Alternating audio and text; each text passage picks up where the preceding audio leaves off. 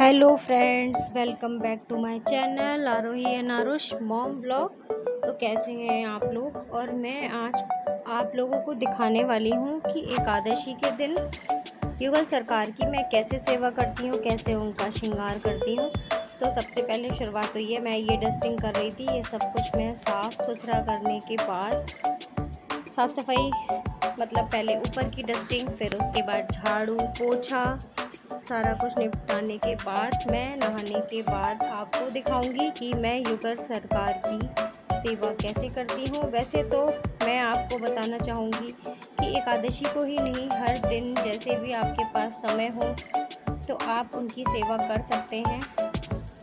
भोग की सेवा, वो सारी सेवाएं तो मैं डेली करती ही हूँ, लेकिन मैं आपको बता दूँ कि एकादशी के दिन ही मैं उनके वस्त्र बदलती हूँ और उनका श्रृंगार करती हूँ। तो बने रहिए व्लॉग में। और मैं अब सफाई वफाई करने, ऊपर की डस्टिंग करने के बाद मैं नीचे आ गई थी। झाड़ू मैं लगा चुकी थी तो फिर मैं पोछा लगाने लगी थी। और ये सब निपटाने के बाद ही मैं नहाऊंगी और नहाने के बाद आपको दिखाऊंगी कि मैं युगल सरकार की सेवा कैसे करती हूँ। वैसे एकादशी के दिन सबको व्रत रखना चाहिए और किसी को भी अन्न नहीं खाना चाहिए, ऐसा शास्त्रों के मुताबिक सुना गया है, लेकिन ऐसा कहाँ हो पाता है।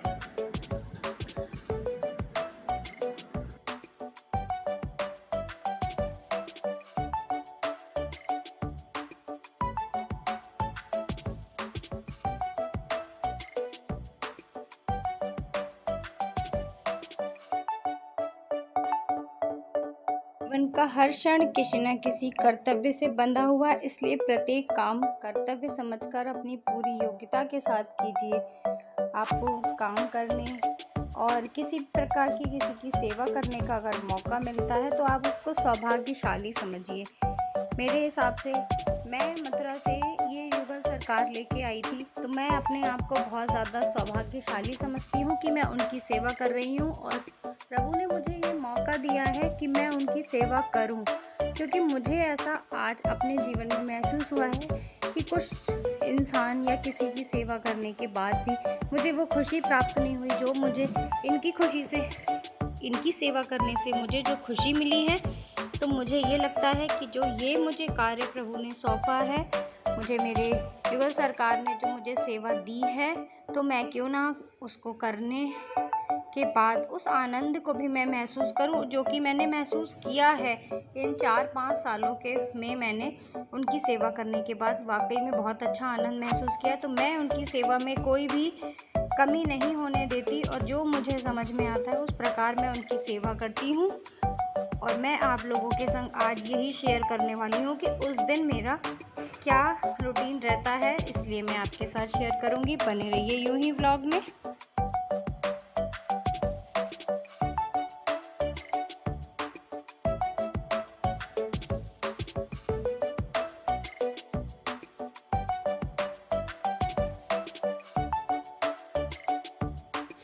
तो फ्रेंड्स, यहाँ मैं नहा के आ चुकी थी। तो सबसे पहले मैं यहाँ पे अपने लड्डू गोपालों को स्नान कराऊंगी। 2 लोग हैं तो उनको सबसे पहले उनका स्नान और फिर उनका श्रृंगार। तो सबसे पहले और सबसे बड़ी बात मैं आज आपको ये बताऊं कि कभी कभी हम ऐसा सोचते हैं ना कि आज हम उन्हें कौन सी ड्रेस पहनाएंगे, आज एकादशी है या आज होली है या दिवाली है या कोई भी फेस्टिवल है, तो हम सोचते हैं क्या पहनाएं।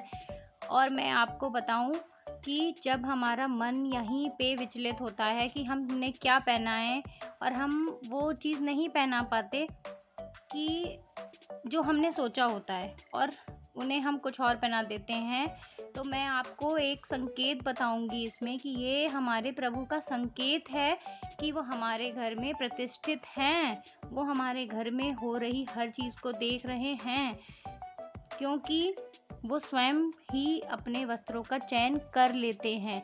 हमारे सोचने के बावजूद भी हम सोचते हैं कि उनको आज हम ये पहनाएंगे, हम ये माला पहनाएंगे और हम ये मुकुट पहनाएंगे, फिर भी वो पहनते वो हैं जो वो चाहते हैं। तो मैं आपको ये बताऊंगी, ये मेरा अनुभव, मेरा स्वयं का, मेरा निजी अनुभव है। मैं ये अनुभव महसूस कर चुकी हूँ, तो मैं आप लोग के साथ आज ये शेयर करूँगी, ये बताऊँगी कि यही हमारे लिए संकेत है कि वो हमारे घर में विराजमान हैं, ठाकुर जी हमारे घर में हैं और वो हमें देख रहे हैं, इसीलिए वो हमारे कपड़ों का चयन ना करके स्वयं के वस्त्रों का चयन करते हैं। और ये देखिए मेरे ठाकुर जी तैयार हो चुके हैं, मेरे लड्डू गोपाल का श्रृंगार हो चुका है। अब मैं राधा रानी और अपने कान्हा जी का, जो कि मेरी युगल सरकार है, मैं इनको वस्त्र पहनाऊंगी। मैंने इनका भी स्नान वगैरह करा दिया है, तो वस्त्रों को पहना के ही इनका स्नान कराया जाता है, जो मैं आपको बता दूं। तो मैं इसका भी बहुत नियम है, जो मैं आपको कभी वो भी दिखाऊंगी कि किस तरीके से इनको स्नान कराया जाता है। तो आज मैं आपको दिखा रही हूँ कि स्नान वगैरह करा के मैं वस्त्र पहना चुकी थी और मैं इन्हें यहाँ पे इनका श्रृंगार कर रही थी।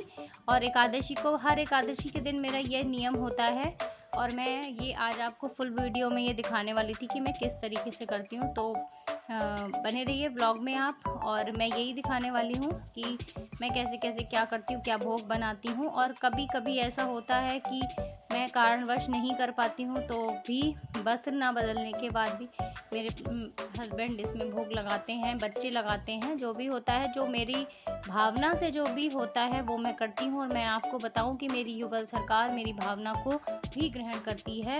जो मैं आज तक सोचती रही वो मेरे कार्य हुए हैं, और जो जो मैं करना चाहती हूँ इनके प्रति वो भी अपने आप हो जाता है।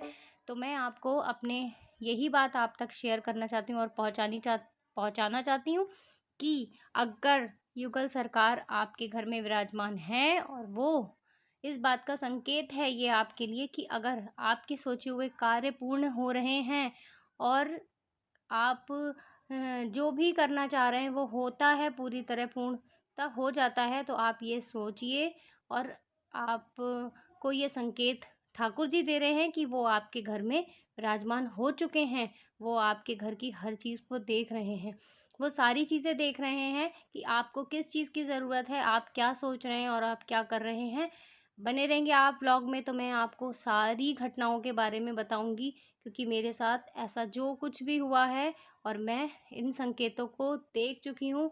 और आप लोग कमेंट में भी मुझे ज़रूर बताइएगा क्या आपके साथ ऐसा होता है, आपने ऐसे संकेतों को महसूस करा है। अगर आपके घर में ठाकुर जी विराजमान हैं, लड्डू गोपाल हैं या युगल सरकार हैं, तो क्या आपने ऐसा महसूस किया कि वो ठाकुर जी आपको संकेत दे रहे हैं या नहीं। भी संकेत तो हमें मिलता है ना, हम सोचते हैं अगर हमने कोई कार्य सोचा या कोई कार्य हमारा बिगड़ जाता है, तो वो स्वयं जब हम अपने ठाकुर जी से जाके कहते हैं, मैंने कई बार ऐसा महसूस किया, मैंने कई बार अपनी युगल सरकार से जाके कहा, या मैंने उनके सामने ये सोचा कि ठाकुर जी ऐसा हो रहा है तो ऐसा क्यों हो रहा है, या ऐसा हो गया अब इसका कैसे ही पूरा होगा, ये कैसे पूर्ण होगा, या ख़राब हो गया तो ये कैसे ठीक होगा।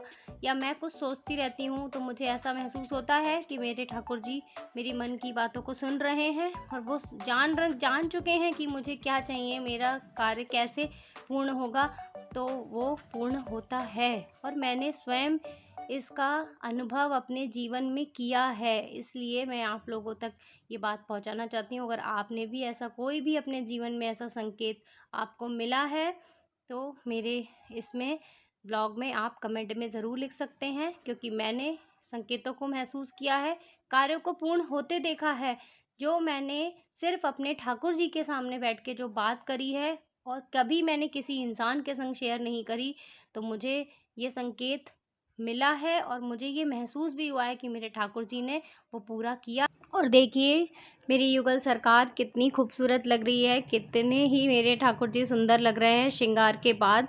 और लड्डू गोपाल और मेरे युगल सरकार को तैयार हो चुके हैं और मैंने इन्हें रेडी कर दिया है। स्नान, श्रृंगार और वस्त्र वगैरह पहनाने के बाद, श्रृंगार करने के बाद अब मैं इनका भोग बनाऊंगी। तो अब मैंने जब इन्हें रेडी कर दिया है, तो यहाँ पे मेरे हस्बैंड आने वाले थे, पूजा वो नहा रहे थे, वो बोल रहे थे मैं पूजा कर दूँगा, तुम भोग की तैयारी करो। तो फटाफट मैं चली गई थी किचन में, और मैंने सबसे पहले मैं आपको बताऊं कि मैं चरणामृत बनाऊंगी, और ये मैंने दही बना के रख रखा था। तो दही और दूध और शहद, जो कुछ भी हाँ ये सब मिला के, और जो मैंने स्नान कराया था लड्डू गोपाल को, वो जल सारा कुछ मैं मिला के, और जो मैं अपने युगल सरकार को भी स्नान करती हूँ, वो सब मिला के मैं पंचामृत बनाती हूँ। और सबसे पहले बनाऊंगी पंचामृत बनाऊंगी भोग में। और जो भी बनने वाला है, जो भी कुछ फल है, मैं आपको बता दूं कि एकादशी के दिन मैं अन्न का भोग नहीं लगाती हूँ और नहीं लगाना चाहिए आप लोग किसी को भी। तो आप ये चीज़ ध्यान में रखिए अपने कि आज एकादशी है तो आप कोई भी चीज़ ऐसा या खाना बनाए, बहुत लोगों के घर में कुछ व्यंजन बनाए, कुछ बनाए तो रख देते हैं ठाकुर जी के सामने। तो कभी भी एकादशी के दिन आप ठाकुर जी को ना लगाएँ भोग, अन्न का भोग ना लगाएँ। तो मेरा भोग यहाँ तैयार हो चुका है। ये देखिए चरणामृत बनाया मैंने, पंचामृत और फ्रूट्स आए हुए थे।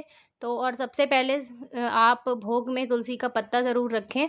तो मैंने वही कर दिया और मैंने भोग तैयार कर दिया था। तो मेरे हस्बैंड बोले लाओ मैं भोग लगा देता हूँ और बाकी बाद में पूजा जो आरती वगैरह होगी वो मैं भी कर लूँगी। तो वो भोग लगा रहे हैं यहाँ पे और बस 3 भोग मैं लगाती हूँ एकादशी के दिन, दोपहर में भी और शाम को भी। तो मैं बता दूँ मैं इसमें अन्न का भोग नहीं लगाती हूँ पूरे दिन। तो आप भी इस बात का ध्यान रखें और आप भी मुझे बताइए कि आप एकादशी के दिन कैसे करते हैं। मैंने जो भी किया आज मैंने आपको दिखाया और मेरा व्लॉग कैसा लगा, पूर्ण एकादशी का व्लॉग मेरा, मैं यही करती हूँ और ये सुबह की सेवा है और शाम को बस आरती होगी और भोग लगेगा। तो व्लॉग कैसा लगा, नए हैं तो सब्सक्राइब ज़रूर करिएगा, लाइक शेयर ज़रूर करिएगा और सबको मेरी तरफ से राधे राधे दोस्तों।